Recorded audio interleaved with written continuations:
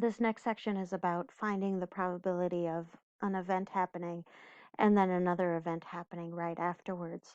There are two ways that these events can be. One is they could be independent events, meaning that the first one doesn't affect what happens with the second one, or they could be dependent events, meaning what happens with your first event impacts what's going on with your second event.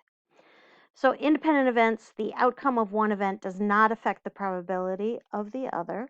An example of an independent event would be flipping a coin. Even if you flip 30 heads in a row, the chances that you're going to get heads on your next flip are 1 out of 2, because there's either a heads or a tail. They're equally likely to happen. And so those are independent events. For independent events, if you're doing one thing and then another, you just multiply those two probabilities together. So that's the formula for independent events. The probability of A happening and then B happening is the probability of A times the probability of B. So for example, if I'm doing the probability of black and then green on a roulette wheel, well, the roulette wheel has 18 black slots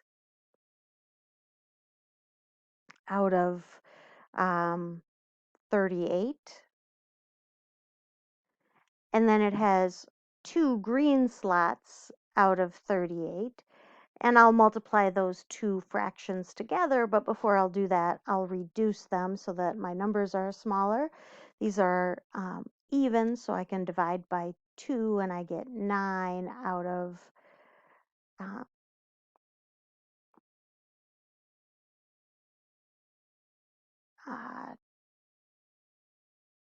19 times 1 out of 19, which would be 9 out of, I'm doing 19 times 19,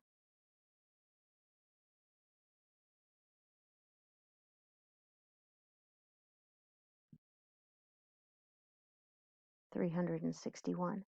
So that's the probability that I spin a black and then right away I spin a green.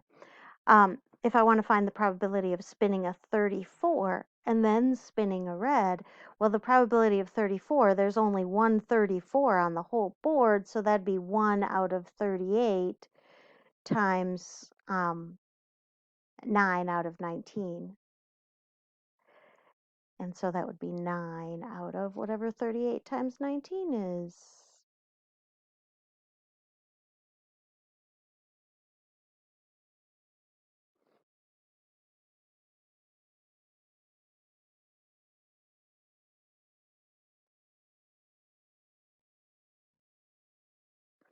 And then probability of red and then black would be 9 out of 19 times 9 out of 19. So that would be 81 out of 361. So those are independent events. I spin the roulette wheel and then I spin again, and that doesn't impact my second spin. In this example, I have 12 green marbles and 8 violet marbles, so I have 20 marbles in all.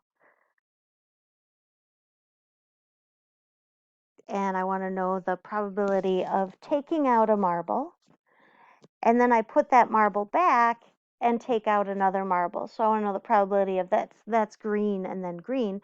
That would be 12 out of 20 times 12 out of 20, because I put that marble back, so it's the same probability both times. I can reduce these fractions. They're both divisible by 4, so I get 3/5 times 3/5, which would be 9/25.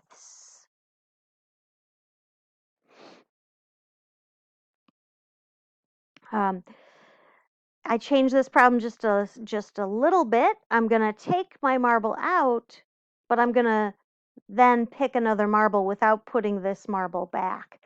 So my probability of green for the first one is 3 out of 5, just like it was before.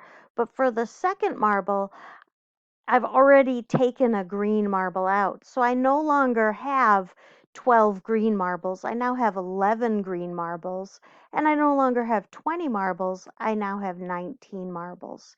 So the chances would be 33 out of whatever 19 times 5 is, out of 95. So it changes the probability because I've taken a marble out for that second example. For dependent events, if you have one event happening and then another event happening after that, you have to account for the first event already happening when you figure out the probability of the second event. You get to assume that A happened when you're figuring out that second probability.